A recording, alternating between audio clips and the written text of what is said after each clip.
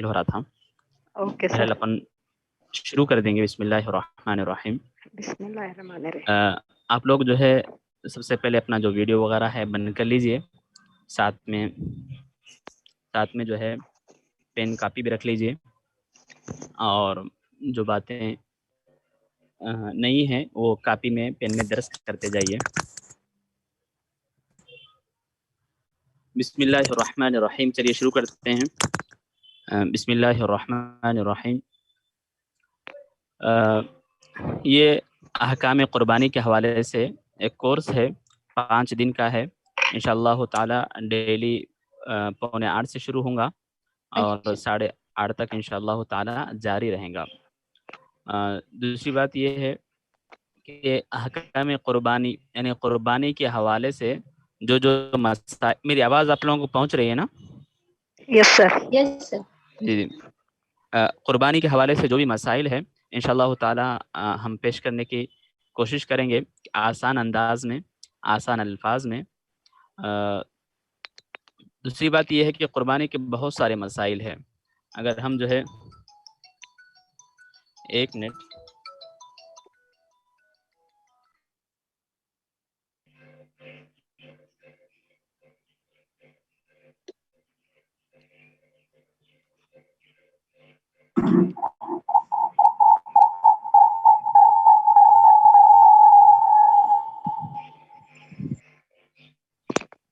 جی. قربانی کے جو ہے بہت سارے مسائل ہیں، اور وہ مسائل جو ہے انشاءاللہ 5 دن کے اندر کور کرنے کی کوشش کریں گے. تو اس لیے جو ہے شروع میں ہم ایسا کریں گے کہ شروع میں 1 2 دن 3 دن جو ہے مسلسل پورے جتنے مسائل ہے پورے جو ہے اسے حل کرنے کی کوشش کریں گے. اس کے بعد لاسٹ کے 2 دن میں جو ہے آپ کے سوالات جو بھی ہیں وہ آپ کے سوالات کے جوابات دیے جائیں گے. پھر ساتھ ہی ساتھ جو جدید مسائل ہے، جو حالات کی وجہ سے بہت سارے مسائل پیدا ہوئے ہیں، وہ مسائل کو جو ہے حل کرنے کی کوشش کی جائیں گی.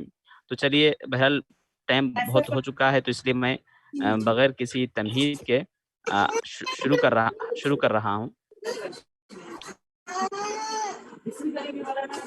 اب دیکھیے، بسم اللہ الرحمن الرحیم. آپ لوگ اپنا جو مائک ہے وہ بند کر دیجئے، میوٹ کر دیجئے. اور ویڈیو بہت سارے افراد کی کھلی بھی ہے، تو وہ ویڈیو بھی جو ہے بند کر دیجئے. مائک بھی اپنا بند کر لیجئے، ڈسٹرب ہو رہا ہے. جی ہاں. بسم اللہ الرحمن الرحیم. دیکھیے، قربانی جو ہے، قربانی کے حوالے سے ہم بات چیت کر رہے ہیں. تو سب سے پہلے جو لفظ ہے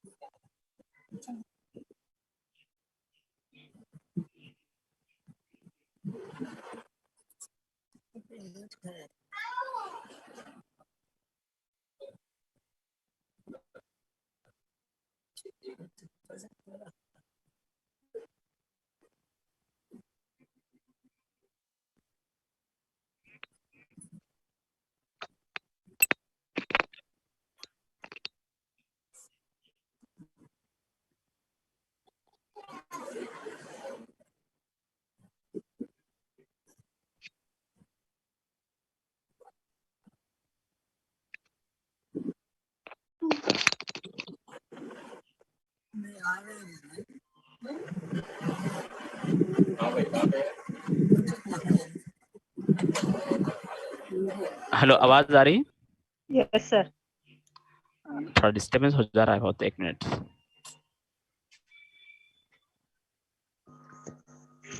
جی تھوڑا. چلیے، تو بسم اللہ الرحمن الرحیم. قربانی کے حوالے سے ہم بات چیت کر رہے تھے. تو دیکھیے، عربی زبان میں جو ہے قربانی کو اضحیہ کہا جاتا ہے. اضحیہ اضحیہ کہا جاتا ہے. اور اضحیہ جو ہے بالخصوص ایسے چیز کو کہا جاتا ہے جس جانور کو ذبح کیا جا رہا ہے. اس جانور کو جو ہے عربی زبان میں اضحیہ کہا جاتا ہے، اور اسی وجہ سے جو ہے اس کی جمع اضاحی آتی ہے، اور اسی وجہ سے جو ہے عید الاضحیٰ کہا جاتا ہے. دوسری بات یہ کہ قربانی یہ نام کیا ہے اور قربانی کی ڈیفینیشن کیا ہے، تعریف کیا ہے، اس بارے میں مختصراً جلدی بول دیتا ہوں کہ قربانی کسے کہتے ہیں، اس کی ڈیفینیشن کیا ہے، تعریف کیا ہے. تو اس کے بارے میں بتایا گیا ہے کہ قربانی جو ہے ایک ایسا عمل ہے جس میں مخصوص دنوں میں مخصوص نیت کے ساتھ ایک خاص جانور کو ذبح کرنا جو ہے قربانی کہلاتا ہے. خاص جانور ہے، مخصوص دن ہے، اور خاص نیت کے ساتھ ذبح کرنے کو جو ہے قربانی کہا جاتا ہے. تو یہ قربانی کی ڈیفینیشن ہوئی، تعریف ہوئی. اور جو ہے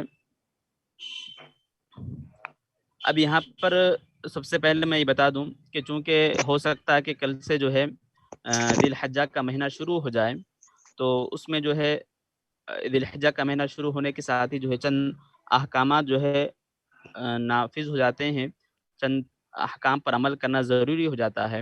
ان میں سے جو ذی الحجہ کے احکام ہیں وہ کیا ہے کہ ذی الحجہ کے جو دن ہے، پہلا دن ہے، تو جو افراد قربانی دے رہے ہیں ان کے بارے میں یہ حکم بتایا گیا ہے کہ قربانی کا ارادہ کیے ہوئے افراد کو چاہیے کہ وہ اپنے بال نہ کٹائے اور جو ہے ناخن نہ نکالے اور جو ہے بال نہ کٹائے. تو اس سلسلے میں جو ایک حدیث پاک بھی ہے، اور وہ حدیث پاک آپ کی اسکرین پر آپ کو شاید نظر بھی آ رہی ہوگی. وہ جو ہے حدیث شریف کیا ہے، حضرت ام سلمہ رضی اللہ تعالی عنہا سے روایت ہے کہ انہوں نے کہا ہے کہ قال رسول اللہ صلی اللہ علیہ وسلم کہ اللہ کے رسول نے فرمایا ہے کہ من کان لہ ذبح یذبحہ، کہ جس آدمی کو ذبح کرنا ہے، جس آدمی کے پاس جو ہے جانور ہے ذبح کرنے کے لیے اور اسے ذبح کرنا چاہتا ہے، تو فَإِذَا أَحَلَّ هِلَالِ ذِي الْحِجَّةِ ذِي الْحِجَّةِ کہ جب جو ہے ذی الحجہ کا چاند نظر آ جائے تو فَلَا يَأْخُذَنَّ مِنْ شَعْرِهِ وَلَا مِنْ أَظْفَارِهِ، تو چاہیے کہ وہ ہرگز اپنے بال اور اپنے ناخن نہ کاٹے، حتیٰ یضحیہ، یہاں تک کہ قربانی دے دے. تو بہرحال اس حدیث شریف میں بتلایا گیا ہے کہ جو آدمی جو ہے قربانی دینا چاہتا ہے تو اس کو چاہیے کہ وہ اپنے بال اور ناخن نہ نکالے. تو اگر چاند نظر آ جائے تو انشاءاللہ کل سے ذی الحجہ کا مہینہ شروع ہو جائے گا. تو بہرحال ذی الحجہ کا مہینہ شروع ہوتے ہی، چاند نکلتے ہی جو ہے یہ احکام جو ہے نافذ ہو جاتے ہیں. تو جو افراد قربانی دینا چاہیں تو وہ بال اور ناخن نہ نکالیں. اب دوسری جو اہم بات ہے وہ یہ ہے کہ کیا یہ بال اور ناخن نہ نکالنا واجب ہے، فرض ہے، یا سنت ہے، یا مستحب ہے؟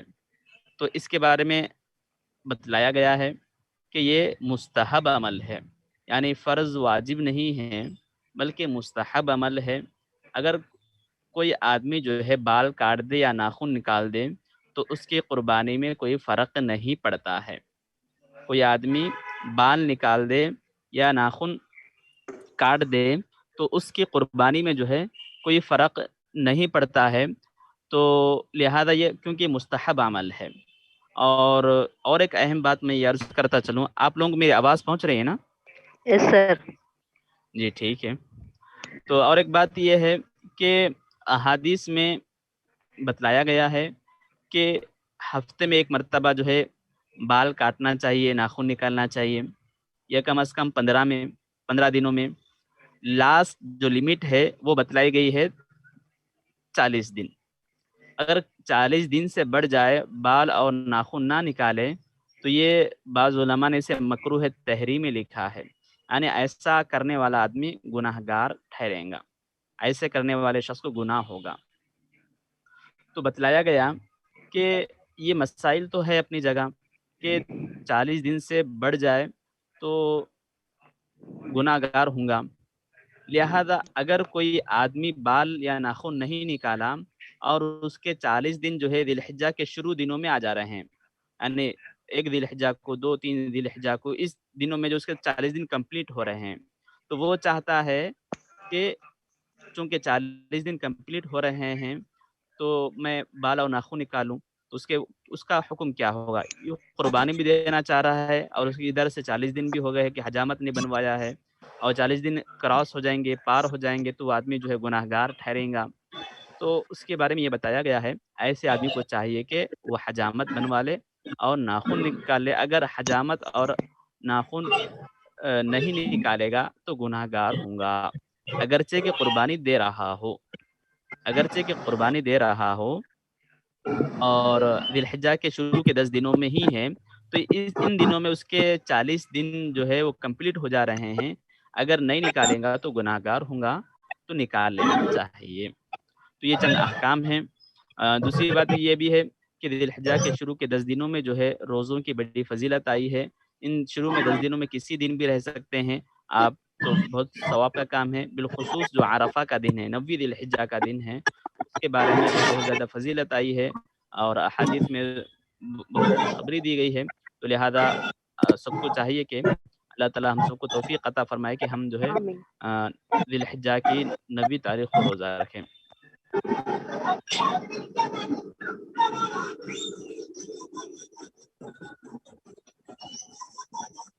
تو اس کے بعد دیکھیے، السلام علیکم حافظ صاحب، 1 منٹ جی یہ اگر آپ سب کو میوٹ کر دیں گے تو بہتر رہے گا، ڈسٹربینس بہت ہو رہا ہے۔ 1 منٹ دیکھیے، جی سب کو آپ میوٹ کر دیجیے۔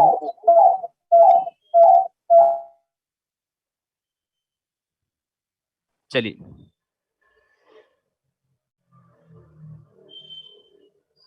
اب اس کے بعد دیکھیے چند جو ہے قربانی کے حوالے سے جو فضیلتیں آئی ہے وہ فضیلتیں آپ کو بتائی جا رہی ہے۔ سب سے پہلی جو دلیل ہے جو قربانی کی فضیلت کے بارے میں آئی ہے وہ قرآن کریم کی آیت ہے، وَمَن يُعَظِّمْ شَعَائِرَ اللَّهِ فَإِنَّهَا مِن تَقْوَى الْقُلُوبِ، سورہ حج کی آیت کریمہ ہے۔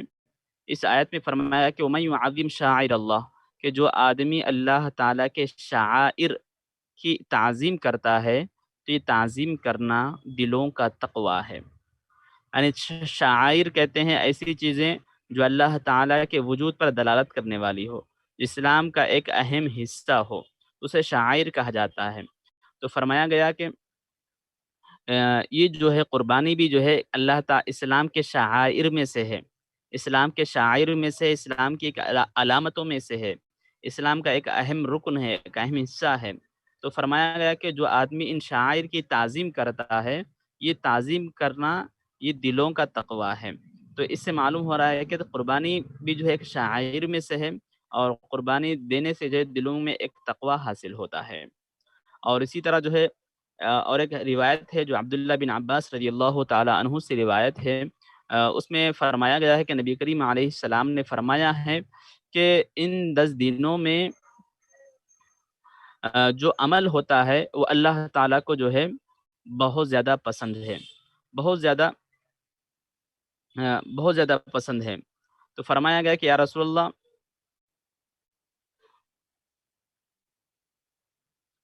فرمایا کہ یا رسول اللہ صلی اللہ علیہ وسلم، کیا اس میں جو عمل ہو رہا ہے وہ جہاد سے بڑھ کر بھی ثواب رکھتا ہے؟ تو فرمایا کہ ہاں، اس میں جو آدمی نیک اعمال کرے تو وہ نیک اعمال جو ہے جہاد سے بڑھ کر بھی ہے، جہاد سے بڑھ کر ثواب رکھنے والے ہیں۔ پھر آگے حضور نے فرمایا کہ ہاں، اگر کوئی آدمی ایسا ہے کہ جو آدمی جو ہے جہاد میں اپنے جان کو قربان کر دیا، مال کو قربان کر دیا ہے، تو اس کا جو ہے ثواب بڑھ کر رہیں گا، لیکن جہاد میں نکلنے سے بڑھ کر بھی جو ہے ان دنوں میں نیک اعمال کرنا ہے۔ تو بہرحال ان 2 حدیثوں سے معلوم ہو رہا ہے کہ قربانی دینا یہ جو ہے ان دنوں کا سب سے بڑا عمل ہے، ان دنوں میں جو ہے سب سے بڑا نیک عمل جو ہے قربانی دینا ہی ہے۔ اس کے بعد دیکھیے تو بہرحال چند چیزیں آپ کو معلوم ہوا کہ قربانی کسے کہتے ہیں اور قربانی کی اہمیت کیا ہے، 2-3 آیتیں آپ نے سماعت کی ہے۔ اس کے بعد جو ہے یہاں پر اب ہم جو ہے مسائل کی طرف آ جائیں گے کہ سب سے پہلے سوال یہ ہے کہ قربانی کس پر واجب ہے؟ قربانی کس پر واجب ہے؟ قربانی واجب ہونے کے واسطے کیا کیا شرائط ہے؟ تو چند شرائط ہے، وہ شرائط جب پا جائیں گے تبھی جو ہے قربانی واجب ہوگی، ورنہ جو ہے قربانی واجب نہیں ہوگی۔ تو یہ شرائط کا پایا جانا ضروری ہے، ان میں سے اگر کوئی ایک شرط بھی نہ پائی جائے تو قربانی واجب نہیں ہوگی۔ تو سب سے پہلے شرط کیا ہے؟ مسلمان ہونا ہے۔ مطلب یہ کہ کوئی آدمی اگر کافر ہے تو جو ہے اس پر قربانی واجب نہیں ہے۔ نمبر 2 ہے عاقل ہونا ہے، عقل رکھنے والا۔ اگر کوئی پاگل ہے، مجنون ہے تو قربانی واجب نہیں ہے۔ اور اسی طرح بالغ ہونا بھی ہے۔ اگر نابالغ بچہ ہے تو اس بارے میں علماء کی دو رائے ہیں۔ بعض علماء نے جو ہے بالغ چھوٹا بچہ ہے اور اس کے پاس جو ہے بہت زیادہ پیسہ آ گیا ہے وراثت کی وجہ سے، کسی اور وجہ سے، تو بعض علماء نے فرمایا ہے کہ چونکہ وہ مکلف نہیں ہے تو اس پر قربانی واجب نہیں ہے۔ بعض علماء کی رائے ہیں، اور ساتھ میں دیگر بعض علماء نے یہ بھی بیان فرمایا ہے کہ نابالغ بچے کے پاس اگر جو ہے نصاب کے بقدر جو ہے پیسہ ہو تو ایسے بچے کے جو سرپرست ہے ان کی ذمہ داری بنتی ہے کہ وہ بچے کے مال میں سے پیسہ لے کر قربانی ادا کرنا چاہیے۔ تو نمبر 4 ہے صاحب نصاب ہونا ہے۔ صاحب نصاب ہو تب جو ہے قربانی واجب ہوتی ہے۔ تو یہاں پر جو 4 چیزیں آپ کو بتائی جا رہی ہے، یہ 4 چیزیں بتائی جا رہی ہے کہ کس پر قربانی واجب ہے۔ تو جب ذی الحجہ کا مہینہ آ جائے تو عید سے چند دن پہلے جو ہے یہ تمام چیزیں جو ہے حل کر لینا چاہیے کہ قربانی ہم پر واجب ہے یا نہیں۔ تو بہرحال الحمدللہ مسلمان ہے، عاقل ہے، بالغ ہے۔ اب جو ہے نصاب کا معاملہ آیا کہ کسی کے پاس نصاب ہے یا نہیں ہے۔ تو نصاب ہے یا نہیں ہے اس کو جو ہے گن لینا چاہیے۔ اب سوال یہ ہے کہ نصاب جو ہے یہاں پر 1 منٹ رک جائیں گے ہم، یہاں پر ہمارے قریب میں اذان ہو رہی ہے، انشاءاللہ اذان کے بعد ہم پھر دوبارہ شروع کر دیں گے۔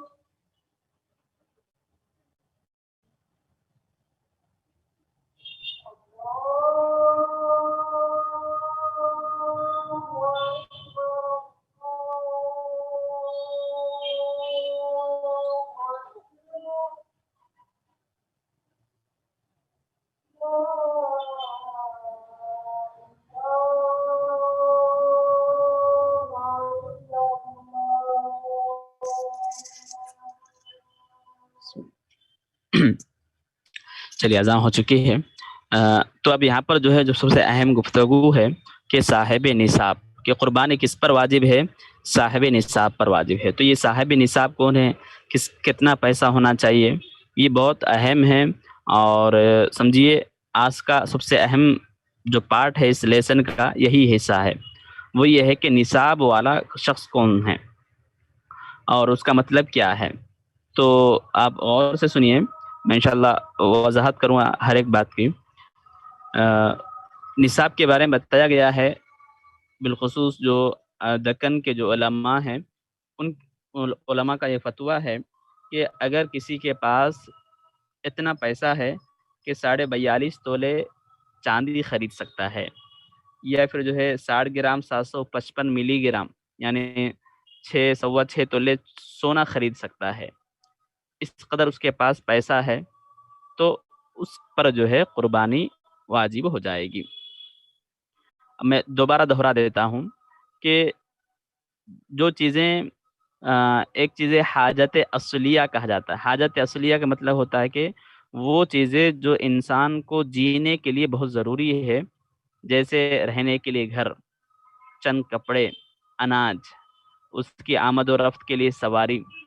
یہ جو چند چیزیں ہیں اہم یہ جو ہے انسان کو جینے کے لیے بہت ضروری ہے, اور اگر یہ نہ ہو تو انسان جو ہے اس کے بغیر نہیں رہ سکتا.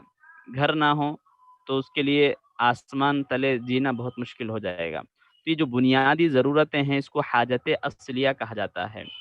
تو حاجت اصلیہ کو چھوڑ کر جو ایکسٹرا چیزیں ہیں, مثال کے طور پر آپ ایک گھر میں رہتے ہیں تو گھر کو چھوڑ کر آپ کے پاس ایک بڑا جنگل ہے یا کھیت ہے یا زمین ہے یا پھر ایکسٹرا دوسرا گھر ہے. اسی طرح جو ہے آپ کے پاس یہ نہیں ہے تو بینک بیلنس ہے, یا پھر جو گھر میں ایکسٹرا چیزیں ہیں جیسے ٹی وی ہے, ٹی وی کے بغیر انسان رہ سکتا ہے, اور بہت ساری چیزیں جو انسان کی بنیادی ضرورتوں کی لسٹ میں نہیں آتی ہے, ایسینشیل نیڈ میں نہیں آتی ہے, بنیادی ضرورتوں میں وہ چیز نہیں آتی ہے. تو ان تمام کو جو ہے کاؤنٹ کیا جائے گا, جمع کیا جائے گا ان بینک بیلنس کو, اور جو چیزیں ایکسٹرا ہے ان تمام چیزوں کو جو ہے جمع کرنے کے بعد اس کے پاس اتنا پیسہ ہو رہا ہے کہ اس سے 42.5 تولے سونا خرید سکتا ہے, یا پھر جو ہے اور کچھ زیادہ ہے کہ اس سے جو ہے وہ 6 تولے 6.25 تولے سونا خرید سکتا ہے, یا 42.5 تولے چاندی خرید سکتا ہے. 42.5 تولے چاندی یا 6.25 تولے سونا, دونوں میں سے کوئی ایک چیز خرید سکتا ہے, اتنا اس کے پاس پیسہ آ گیا ہے. تو اس پر جو ہے اس کو کہا جائے گا یہ نصاب والا ہے, صاحب نصاب والا ہے. تو صاحب نصاب پر جو ہے قربانی واجب ہوتی ہے. تو جو آدمی نصاب والا ہو, صاحب نصاب ہو, اس پر قربانی واجب ہوتی ہے. تو یہ چیزیں ہیں. اب یہاں پر جو ہے جو اہم سمجھنے کی ضرورت ہے وہ یہ ہے کہ قربانی جو ہے ہمارے پاس ایسا ماحول ہے کہ گھر کے جو بڑے شخصیت قربانی اگر دے دیں تو ہم سمجھتے ہیں کہ فیملی میں ایک کی طرف سے کافی ہے. جیسے مثال کے طور رواج چلتے آتا ہے کہ دادا حضرت قربانی دیتے ہیں, تو ہر سال انہوں نے جو ہے قربانی دیتے رہتے. پھر جو اس کے بعد والد صاحب, پھر اس کے بعد بڑے بھائی, ایسا ایک گھر کے ایک ممبر اگر قربانی دے دیے تو سمجھا جاتا ہے کہ کافی ہے, لیکن ایسا نہیں ہے. کیسا ہے؟ جس طرح ہم نماز پڑھتے ہیں تو نماز جو ہے سب کے اوپر ہے, خواتین ہیں تو ان کے اوپر بھی نماز ہے, مرد حضرات ہے تو ان کے اوپر بھی نماز ہے, بوڑھے لوگ ہیں تو ان پر بھی نماز ہے. تو نماز جس طرح ہر ایک پر انڈیویجول انفرادی طور پر ہر ایک پر ہے, اسی طرح قربانی صاحب نصاب پر ہر ایک پر ہے. تو فیملی میں جو صاحب نصاب ہے, جن کے پاس بھی اتنا پیسہ ہے, تو ان سب پر ہوں گے. ایسا نہیں ہے کہ صرف ایک صاحب ادا کر دے تو سب کی طرف سے ادا ہو جائیں گا, ایسا نہیں ہے, بلکہ سب پر جو ہے علیحدہ ہے. کہ کیا کبھی آپ نے ایسا سنا ہے کہ ظہر کی نماز کا ٹائم ہو گیا تو دادا حضرت جا کے پوری فیملی کی نمازیں پڑھ لے کے آگے؟ تو ایسا پڑھ سکتے ہیں کیا؟ بالکل نہیں پڑھ سکتے ہیں, ہر ایک کو پڑھنا پڑے گا. تو اسی طرح قربانی بھی ہے کہ ہر ایک کو جو ہے علیحدہ علیحدہ طور پر جو بھی نصاب والے ہونا شرط ہے. کسی کے پاس نصاب کا پیسہ نہیں ہے تو الگ بات ہے، لیکن جب نصاب کے بقدر پیسہ آ جائے تو اس پر چاہے وہ مرد ہو کہ چاہے وہ خواتین ہو، کچھ بھی یا بوڑھے حضرات ہو، ہر ایک پر جو ہے قربانی واجب ہوتی ہے. میری بات کلیئر ہے؟ آپ لوگوں کو سمجھ میں آ رہی ہے؟ یس کوئی سر. بتا دے میری آواز کلیئر ہے؟ آپ لوگوں کو آواز پہنچ رہی ہے؟ یس سر. یس سر. سر جی کلیئر ہے. جی ٹھیک ہے شکریہ. تو یہ 4 چیزیں ہیں. اور دوسری ایک بات میں عرض کرتا چلوں کہ قربانی کے آپ دن جو ہے 3 دن ہیں. عید الاضحیٰ کا دن ہے، اس کے بعد 2 دن ہیں.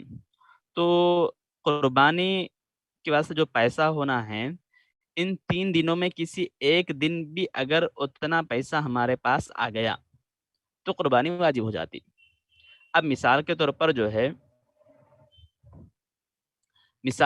جو ہے عید کے دن تک انہوں جو ہے غریب تھے، پیسہ نہیں تھا. پھر جو ہے کیا ہوا، عید کے دوسرے دن اچانک ان کے پاس پیسہ آ گیا اور اتنا پیسہ ہے کہ نصاب کے اتنا ہو گیا، تو ان پر قربانی واجب ہو جائیں گی. اسی طرح جو ہے عید کے دوسرے دن تیسرے دن پیسہ آ گیا، شروع کے 2 دن نہیں تھا، تو جب بھی قربانی واجب ہو جائیں گی. جب بھی جو ہے قربانی واجب ہو جائے گی. تو بہرحال ان 3 دنوں میں کسی ایک ٹائم پر بھی اگر یہ شرائط پائے جاتے ہیں تب جو ہے قربانی واجب ہو جاتی ہے.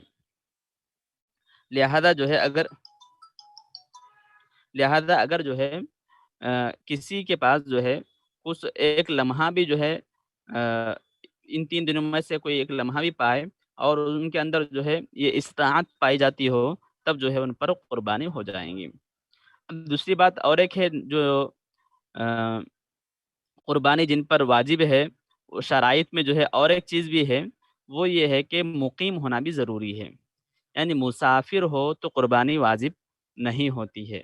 مثال کے طور پر کوئی آدمی جو ہے اپنے علاقے سے جو شہر ہے اس کے سرحدوں کو، حدود کو پار کرتے ہوئے تقریباً 92 بعض علماء کی ہے، بعض علماء کی رائے 97 کلومیٹر ہے، اتنی دور چلا گیا، تو وہ آدمی جو ہے مسافر کہلاتا ہے. تو عید کے ان 3 دنوں میں مسافر ہی رہا تو اس آدمی پر قربانی واجب نہیں ہوتی، اگرچہ کہ اس کے پاس پیسہ ہو، اگرچہ کہ وہ مالدار ہو، غنی ہو، اگرچہ کہ مالدار ہے، غنی ہے، پیسہ بہت ہے، لیکن اس دوران وہ مسافر رہا تو اس پر قربانی واجب نہیں ہوگی. تو قربانی دینے کے لیے مقیم ہونا بھی ضروری ہے.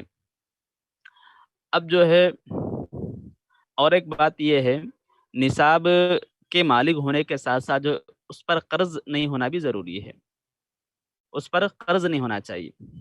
لہذا کسی آدمی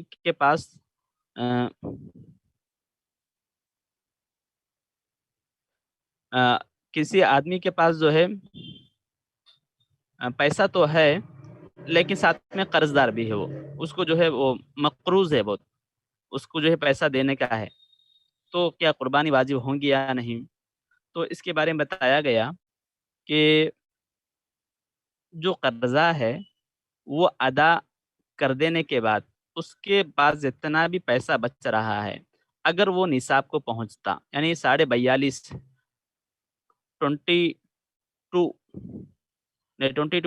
42 تولے چاندی کے اتنا پیسہ ہے، 42 جو ہے تولے چاندی خرید سکتے ہیں، اتنا پیسہ ہے، تب جو ہے اس پر قربانی واجب ہوں گی.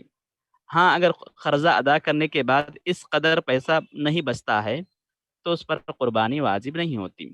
تو ہم بات کر رہے تھے کہ کسی آدمی کے پاس پیسہ تو ہے لیکن ساتھ میں قرضہ بھی دینے کا ہے، وہ تو قرضہ نکال دینے کے بعد جو بچ رہا ہے وہ بچا ہوا پیسہ نصاب کو پہنچتا ہے تو قربانی واجب ہوگی، ورنہ قربانی واجب نہیں ہوگی. امید ہے کہ آپ سمجھ گئے ہوں گے. اب اس کے بعد دیکھیے،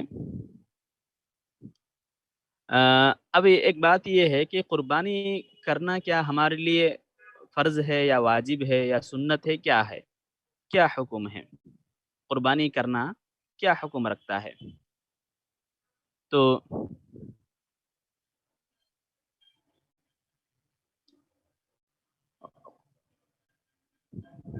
قربانی کے بارے میں بتایا گیا ہے کہ قربانی جو ہے واجب ہے، قربانی دینا جو ہے واجب ہے۔ اب سوال یہ ہے کہ قربانی دینا واجب کیوں ہے، پروف کیا ہے، دلیل کیا ہے؟ تو آپ اسکرین پر دیکھ رہے ہوں گے کہ تقریباً ایک آیت کریمہ اور 2 حدیث شریف پیش کی گئی ہے کہ یہ 2 چیزیں ہیں۔ ایک قرآن کریم کی آیت ہے جو سورہ کوثر ہم پڑھتے ہیں، فصلی لربک وانحر، فصلی لربک وانحر، کہ آپ اپنے رب کے لیے نماز پڑھیے، وانحر اور قربانی دیجیے۔ تو اس آیت میں وانحر کا لفظ آیا ہے۔ نحر کا مطلب ہوتا ہے قربانی دینا۔ تو اس میں بتایا گیا کہ آپ اپنے رب کے لیے نماز پڑھو اور قربانی دو۔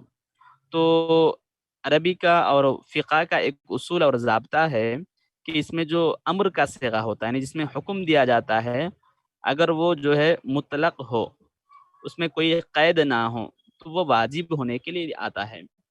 لہذا اسی قاعدے کی وجہ سے اس قرآن کریم کی آیت سے معلوم ہو رہا ہے کہ ونحر جو امر کا صیغہ ہے وہ الامر للوجوبی کے تحت جو ہے قربانی جو ہے واجب ہوگی۔ تو قربانی واجب ہے کیونکہ قرآن کریم میں ونحر کا لفظ آیا ہے، اور ونحر جو ہے امر کا صیغہ ہے، انحر امر کا صیغہ ہے، اور امر جو ہے واجب بتانے کے لیے آتا ہے، تو لہذا جو ہے قربانی واجب کہلائے گی۔ یہ قرآن کریم سے آیت ہے۔ پھر دوسری دلیل کیا ہے؟ وہ حدیث شریف ہے کہ نبی کریم علیہ السلام فرماتے ہیں کہ من کان لہ سعادۃ ولم یضحی فلا یقربن مصلانا، کہ جس کے پاس کشادگی ہے اور خوشحالی ہے، کشادگی ہے، اور وہ قربانی نہیں دیا، تو وہ ہمارے عیدگاہ کے قریب ہرگز نہ آئیں، ہمارے عیدگاہ کے قریب ہرگز نہ آئیں۔ تو اس حدیث شریف میں جو ہے سخت تنبیہ اور سخت وعید بیان کی گئی کہ جو آدمی قربانی دے سکتا ہے پھر بھی نہ دیا ہو، تو حضور نے فرمایا کہ ہمارے عیدگاہ کے بھی قریب نہ آئیں۔ تو اس قدر جو وعید ہے، سختی ہے، اس سے معلوم ہو رہا ہے کہ یہ چیز واجب ہے، کیونکہ جو چیزیں سنت یا مستحب ہوتی ہے اس میں اس قدر جو ہے تاکید نہیں آتی ہے۔ اور اسی طرح جو ہے اور ایک لاسٹ جو حدیث شریف ہے کہ من ذبح قبل الصلاة فلیذبح شاة مکانها ولم یکن ذبح فلیذبح علی اسم اللہ، کہ حضور نے فرمایا کہ جو آدمی عید کی نماز سے پہلے ذبح کر دیا ہے، عید کی نماز کے بعد ذبح کرنا چاہتے لیکن عید کی نماز سے پہلے ذبح کر دیا ہے، تو اس کو چاہیے کہ اس کے بدلے میں عید کی نماز کے بعد اور ایک جانور ذبح کرے۔ ہاں، اور جو آدمی ذبح نہیں کیا اس آدمی کو چاہیے کہ عید کی نماز کے بعد ذبح کرے۔ تو اس حدیث شریف سے کیا معلوم ہو رہا ہے کہ جو آدمی عید کی نماز پڑھنے سے پہلے ذبح کر دیا، جو آدمی جو ہے عید کی نماز پڑھنے سے پہلے ہی ذبح کر دیا ہے، تو اس آدمی کو حکم دیا گیا ہے کہ عید کی نماز پڑھ کے پھر دوبارہ جو ذبح کرے، عید کی نماز پڑھ کر جو ہے دوبارہ ذبح کرنے کا حکم دیا جا رہا ہے۔ تو اس سے کیا معلوم ہو رہا ہے کہ اگر قربانی واجب نہ ہوتی تو سنت یا مستحب ہوتی تو اسے دوبارہ ذبح کرنے کے بارے میں نہیں بتایا جاتا۔ تو دوبارہ ذبح کرنے کا حکم دینا یہ اس بات کی علامت ہے کہ قربانی واجب ہے۔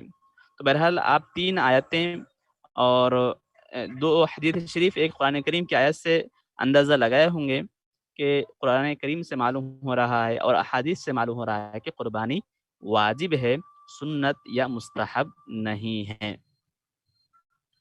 تو یہ چیزیں تھی قربانی کے بارے میں ہم جو ہے پڑھے ہیں کہ قربانی کسے کہتے ہیں، اور قربانی میں جو ہے 10 ذی الحجہ تک جو آدمی جو ہے قربانی دینا چاہ رہا ہے اسے کیا کرنا چاہیے، روزوں کا اہتمام کرنا چاہیے، اور جو ہے بال اور ناخن نہیں نکالنا چاہیے، یہ آپ نے پڑھا ہے۔